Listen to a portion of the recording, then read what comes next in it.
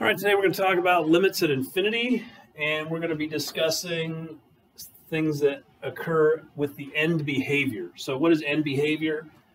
End behavior is what happens at the ends. It's what happens to a function way out there at positive infinity and way out there at negative infinity, and it does not consider anything that happens in the middle. Okay? So can you have a limit as a number goes to infinity? Well, we can consider this equation right here, 3x squared over x squared plus 1.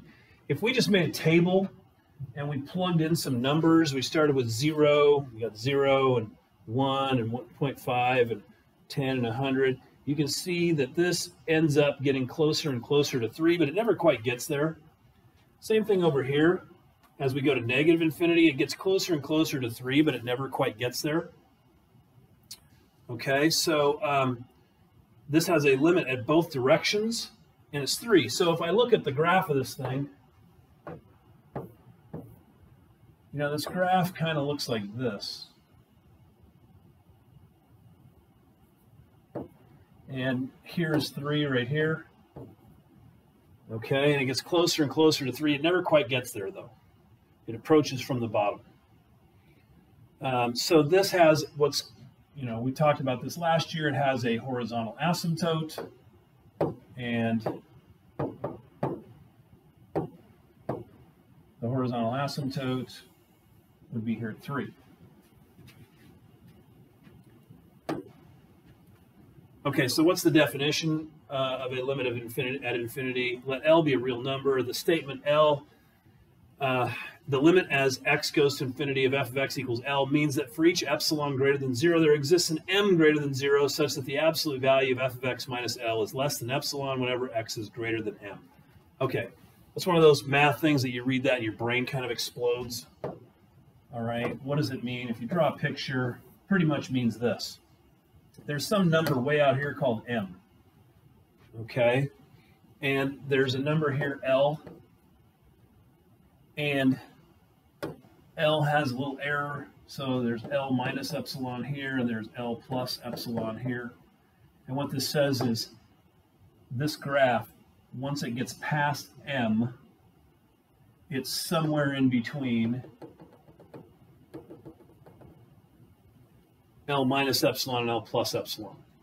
So it gets, the further I go out here, the closer and closer it's getting to L. It's never going to quite get there, but it's going to be inside this range in here. Okay, and the same thing as you go to negative infinity, except you've got a number out here called n, and the numbers are getting smaller and smaller and smaller instead of bigger and bigger and bigger. Okay, horizontal asymptotes. If the graph of f approaches the line y equals L as x increases without bound, then the line y equals L is called a horizontal asymptote of the graph of f. So we talked about horizontal asymptotes last year. This is the definition. Okay, the line y equals L is a horizontal asymptote of the graph of f when the limit as x goes to negative infinity of f of x equals L, or the limit as x goes to positive infinity of f of x equals L. Now, from this definition, it makes sense that the graph of a function of x can have at most 2 horizontal asymptotes. You can have one when you're going out to the infinity. You can have another one as you go to negative infinity. You can't have any more than that. You don't have to have 2, but you can have at most 2. Some properties here. Okay, as the limit as x goes to infinity of f of x plus g of x equals the limit as x goes to infinity of f of x plus the limit as x goes to infinity of g of x. So what does that mean? It means if this limit was 3 and this limit was 2, then the limit of these two functions added together would be 5. Same thing with multiplication.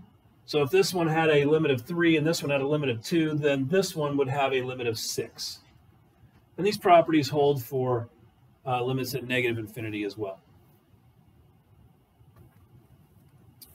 Okay, if x is a positive rational number and c is any real number, then the limit as x goes to infinity of c divided by x to the r power is 0. All right, this makes complete sense when you think about it. Okay, so c is a constant number. It's something like 4. and x to the r power, so say x to the third power. And as x, so if we took the limit as x goes to infinity, this is going to be a really huge number down here in the denominator. So you're going to take a number that's fixed and stays the same all the time, and you divide it up among more and more people. Okay? The answer to that is going to get smaller and smaller and smaller until it gets as close to 0 as you want to get. So that limit's always going to be 0.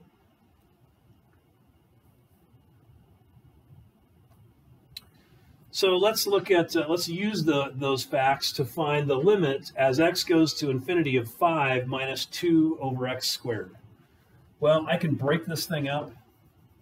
The limit as x goes to infinity of 5 minus the limit as x goes to infinity of 2 over x squared. Well, this limit right here is just 5. This limit right here from the last theorem is 0. Okay, 2 getting divided by a bigger and bigger number, the limit of that is 0. So the answer to this is just 5. Easy peasy.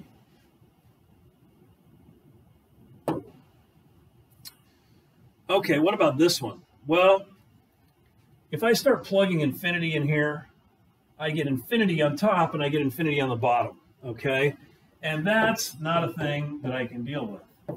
That is called an indeterminate form, and that does not answer my question. All right, so what can I do? Well, I could take this and change it to this. 2x minus 1 divided by x over x plus 1 divided by x. Now, why did I do that? Well, I divided the top and the bottom both by x. When you divide the top and the bottom both by the same number, that's like dividing by 1. So it does not change this thing's value whatsoever. So this is the limit as x goes to infinity of 2 minus 1 over x on the top and 1 plus 1 over x on the bottom. Now I can look at the limit of this. This is 2 and that's 0. And then on the bottom, that's 1 and that's 0. And so that limit is just 2.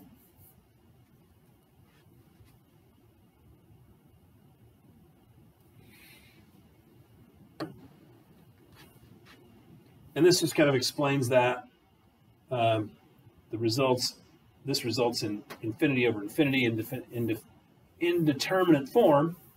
So we're going to divide both of those numbers, numerator and denominator, by the highest power of x in the denominator. It's always the one in the denominator, which I'll explain later why.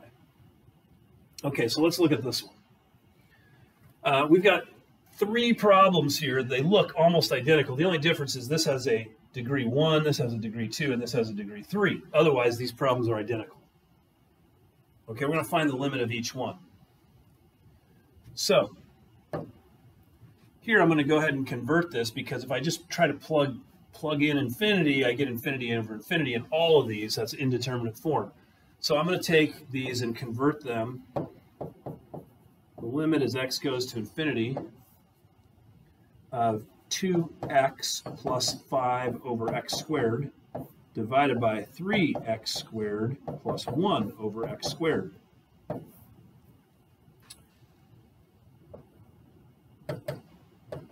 Okay, that's the limit as x goes to infinity. This is, if I divide this, I get 2 over x plus 5 over x squared. And this I get 3 plus 1 over x squared. Okay, the limit here is 0. The limit here is 0, so the top of this is 0. The bottom of this is 3 plus 0, which is 3. And that's just 0. So the limit of this one is 0.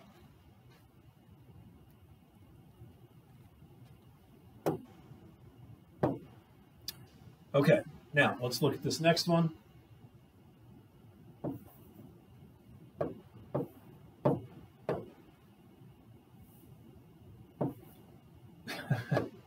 Technical difficulties today.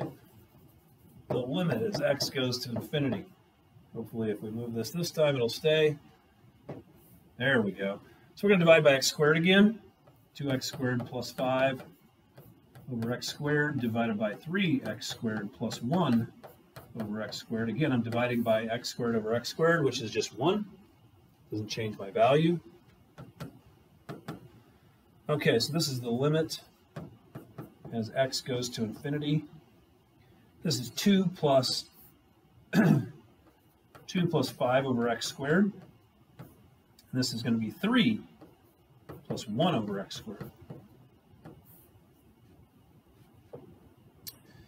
And the limit as x goes to infinity, that's going to be 2 plus 0 is going to be 2. That's going to be 3 plus 0 is going to be 3. And so my answer is 2/3.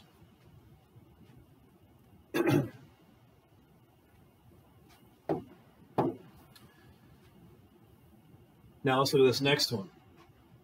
I'm going to look at the limit as x goes to infinity.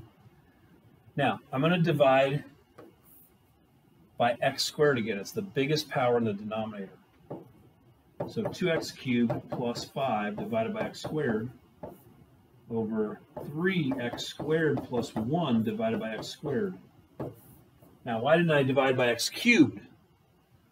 Well, if I divided this by x cubed, I wouldn't have on the top, but I would get 3 over x on the bottom plus 1 over x cubed. And so if I do that, when I go to infinity, I end up getting 0 plus 0 in the denominator, and I can't have a denominator that's 0. So I can only use x squared. Okay, so what does this do? Well, this is the limit as x goes to infinity. All right, this is going to be 2x plus 5 over x squared divided by 3 plus 1 over x squared. Now, this is going to go to infinity, plus 0 is going to be infinity, and this is going to go to 3 plus 0, which is 3, and that's just infinity. Okay, this doesn't have a limit, it's unbounded. All right, so that has, it gets as big as you want. All right, here's some review from pre-calculus. If the degree of the numerator is less than the degree of the denominator, then the limit of the rational function is 0. If the degree of the numerator is equal to the degree of the denominator, then the limit of the rational function is the ratio of the leading coefficients. And if the degree of the numerator is greater than the degree of the denominator, then the limit of the rational function does not exist. So that's the 3 cases right here. At degree 1 and degree 2, the degree of the numerator was smaller than the degree of the denominator. That has a limit of 0. See, these are horizontal asymptotes. That's what this is. The limit's going to be 0. It's going to create a horizontal asymptote at 0. This is just review from pre-calculus. Anytime the degree of the numerator was less than the degree of the denominator, you had a horizontal asymptote at 0. Anytime the degree of the numerator was equal to the degree of the denominator, then you had a horizontal asymptote at the quotient of the leading coefficients, so 2 divided by 3. If the degree of the numerator was bigger than the degree of the denominator, then it didn't have a limit, it went to infinity. Now, we did say in pre-calculus that if the degree of the numerator was exactly 1 more than the degree of the denominator, then you had an oblique asymptote, so that was a diagonal line, which as you approach a diagonal line, that does go to infinity, or to negative infinity if it's negative, okay? But if this is more than 1 larger than this, it doesn't have an asymptote at all, a horizontal or an oblique asymptote. It can still have a vertical one, but doesn't have a horizontal or oblique one.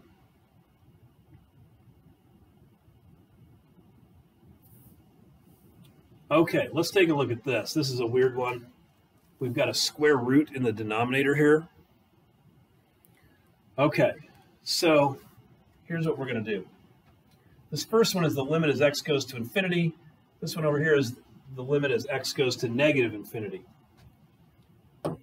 So I'd like to do the same thing that I did before, but I got this weird square root, so I have to do it a little bit differently. This is going to equal the limit as x goes to infinity of, let's look at the denominator first, okay? we're going to take the square root of 2x squared plus 1, and we're going to divide that by the square root of x squared. Okay, then we got 3x minus 2. We're going to divide that by x.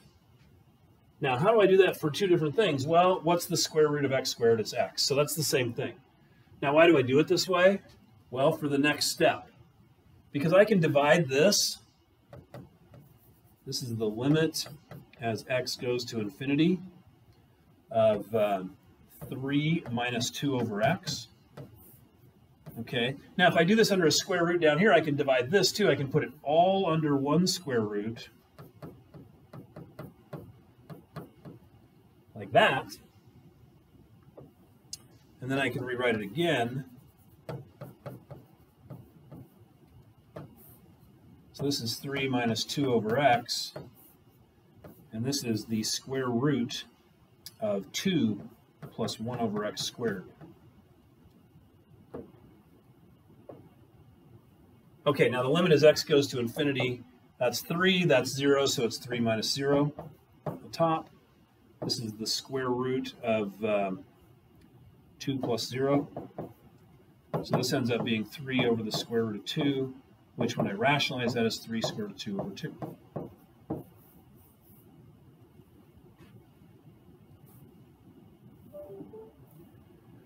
If I do this one, pretty much the same problem. The limit as x goes to negative infinity. 3x minus 2 over x. Square root of 2x squared plus 1 over square root of x squared.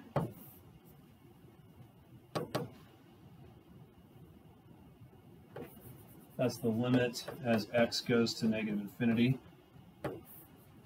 of 3 minus 2 over x over the square root of 2x squared plus 1 over x.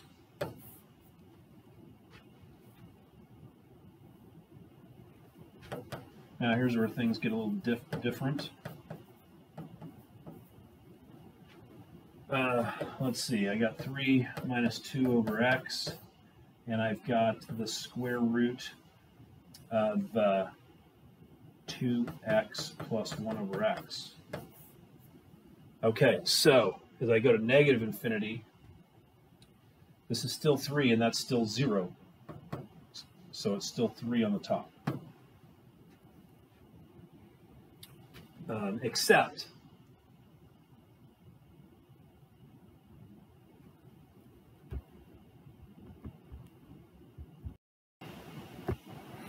okay, what I had forgotten to do was, since this goes to negative infinity, I need to have a negative out here on the bottom. Because the square root, when you square and square root something, it's always going to make it positive. So I got to force that negative out there.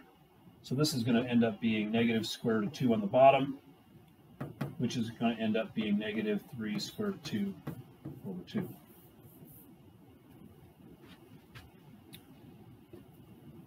Okay.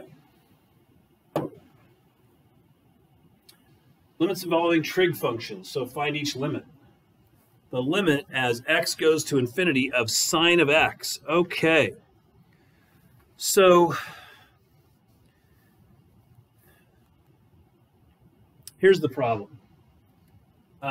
This thing, as x approaches infinity, the sine function ends up oscillating between 1 and negative 1. So this limit does not exist. Okay, this function just goes like this forever and ever and ever. The limit does not exist.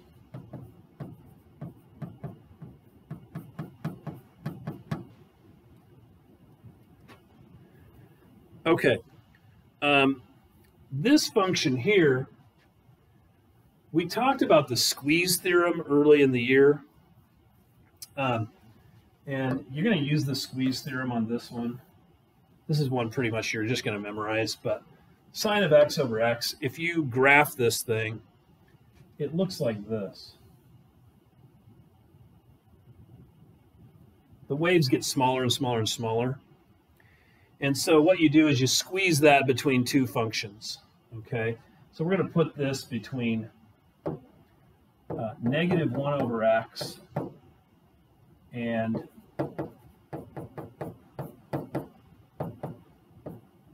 1 over x. So 1 over x looks like this, and negative 1 over x looks like this. Now, that means that I can take the limit as x goes to infinity, or negative infinity, doesn't matter which one, of all of these.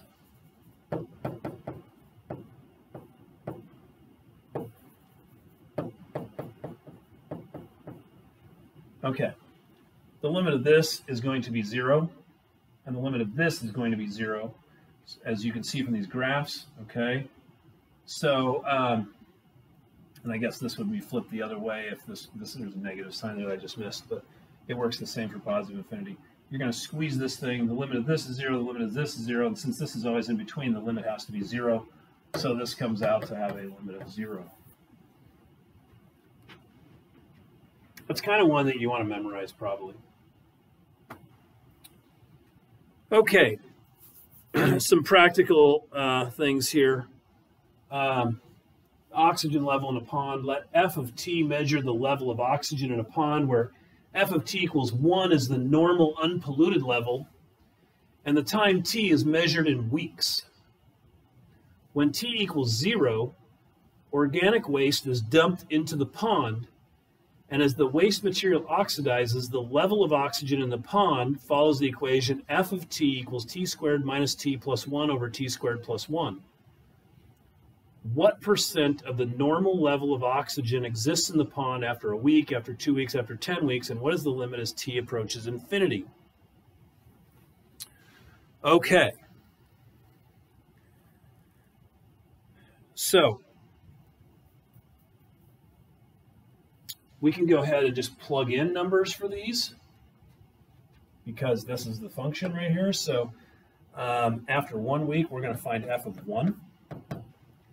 So that would be 1 squared minus 1 plus 1 over 1 squared plus 1, which is going to be 1 over 2, which is 50%.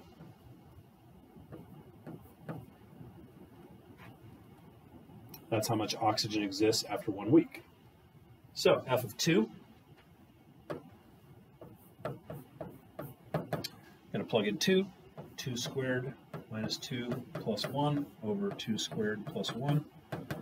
It's going to be 4, 2, 3 over 5, which is 60%. So the oxygen level got bigger, or got better. After 10 weeks, f of 10. 10 squared minus 10 plus 1 over 10 squared plus 1. This is going to be 101 on the bottom. This is going to be 91 on the top. So it's going to be a little less than 91%, 90.1%. So it's cleaning itself as it goes.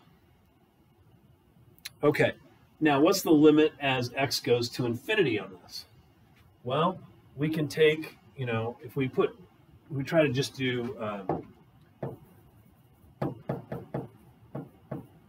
plug infinity in there, I'm going to get infinity over infinity. So we're going to go ahead and divide everything by t squared. So this would be the limit as, whoops, not x goes to infinity, t goes to infinity. So as t goes to infinity, if we divide everything by t squared, that's 1 minus 1 over t plus 1 over t squared divided by 1 plus 1 over t squared. Okay, what happens when this goes to infinity? Well, this is 1, 0, and 0, so that's 1 on the top. And this is 1 plus 0 on the bottom, so that's 1. And that would be 100 So this lake is self-cleaning.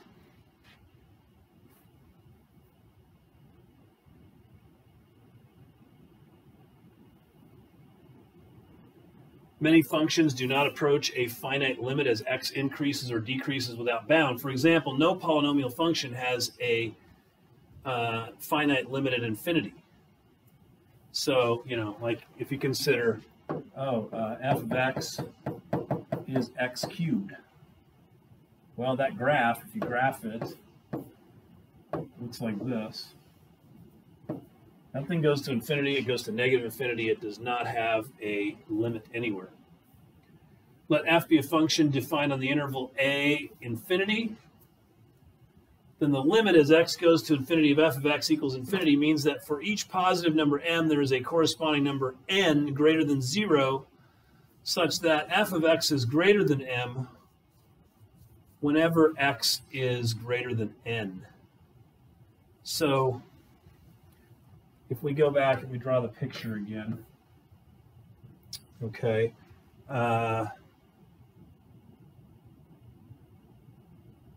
so there's some number out here, n, and there's a number here, m, and those numbers can be really big numbers. And what this says is when I get my function, when my function goes beyond n, it's going to be beyond m. It's going to be higher than m when it's past n. And the same thing conversely for this other one. So the limit as x goes to negative infinity of f of x equals infinity, and the limit as x goes to negative infinity of f of x equals negative infinity, those are similar statements. Okay, so finding infinite limits at infinity, the limit as x goes to infinity of x cubed, we just did that. It's infinity, pretty easy. And this one would be negative infinity. Now you gotta watch out for these because negatives, you know, this is negative infinity because it's a cubic. So it's a negative times a negative times a negative, which is gonna be negative. If this was x to the fourth, this would be infinity and that would also be infinity. So if you just kind of think of it in terms of n behavior like we did in pre-calculus, you know, what does an x to the fourth look like? Well, the n behavior looks like this. Okay, so as x goes to infinity, it goes to infinity. As x goes to negative infinity, it goes to infinity again. Really not that hard of stuff.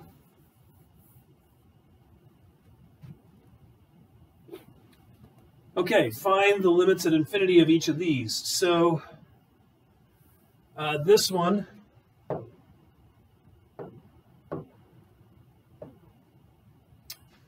I would take the limit as x goes to infinity, divide both top and bottom by x. Okay, so I get 2x squared minus 4x over x, and x plus 1 over x. And then the limit as x goes to infinity, this ends up being 2x minus 4 over 1 plus 1 over x.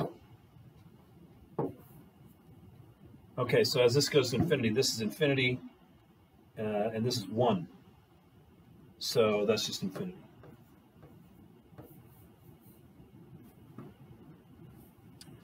The limit as x goes to negative infinity, well, this is going to end up being the limit as x goes to negative infinity of this same thing right here, 2x minus 4 over 1 plus 1 over x.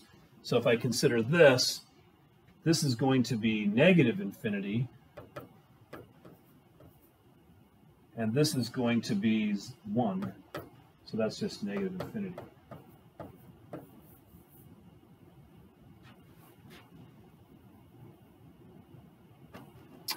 Okay, and there you go. Try some of those homework problems, and I will see you in class next time.